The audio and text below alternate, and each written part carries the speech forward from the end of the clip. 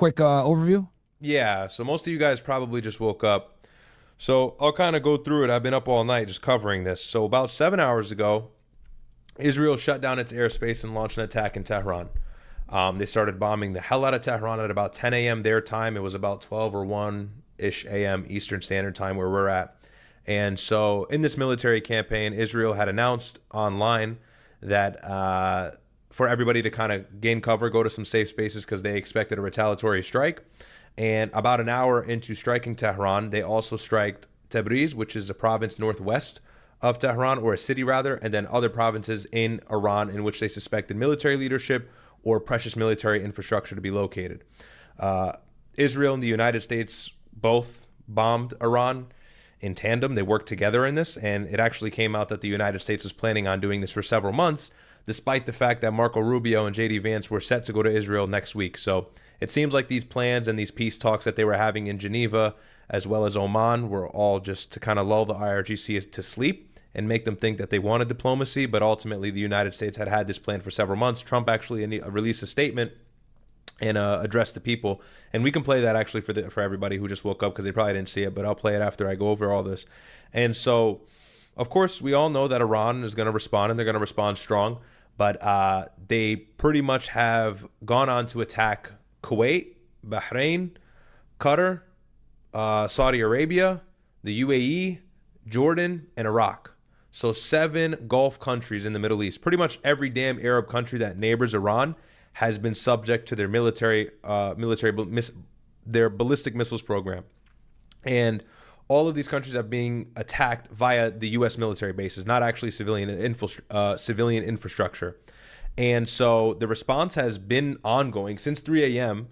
Iran has responded strong, and they have not let up. They're still continuously bombing these U.S. military bases, and it doesn't seem to be stalemated. It looks like a lot of the U.S. military personnel have been evacuated yesterday anyways, although there are casualties reported on the ground. Of course, that's to be expected.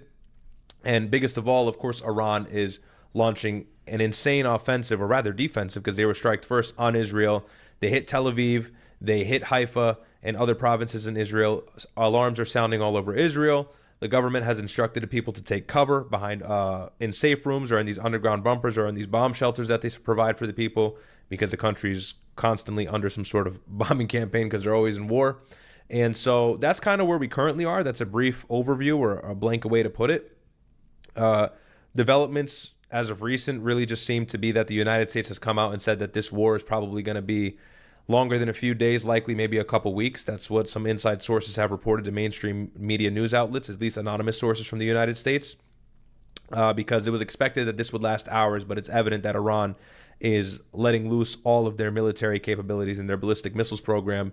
For those of you who don't know, Iran has the best missiles program in the world, and so they can pretty much go all day. Best in the Middle East for sure. Yeah, they're best in the Middle East. And so they can go all day in attacking several of these countries. Some of the main reasons as to why Iran has been destroying these Gulf countries, or at least, the military sites there, not actually the infrastructure, is due to the fact that they neighbor Iran over the Persian Gulf. And so that close proximity allows Iran to send their cheaper missiles that don't have to travel as far or nearly as fast, and they can just kind of dish those out to these Gulf countries, but really send the more important and hypersonic missiles that can get to Israel in like 10 minutes. Those are more expensive, over to Tel Aviv and Haifa, and launch their offensive over there. So pretty much Iran is fighting like a 7-front war right now. They're fighting several countries paired along with the United States and Israel. Now, these countries in the Gulf are probably not going to respond because they don't have much military capability. So they're relying on the United States to kind of do some of the dirty work for them, in which they already have been doing so since midnight today, technically today. And so that's kind of where we're at.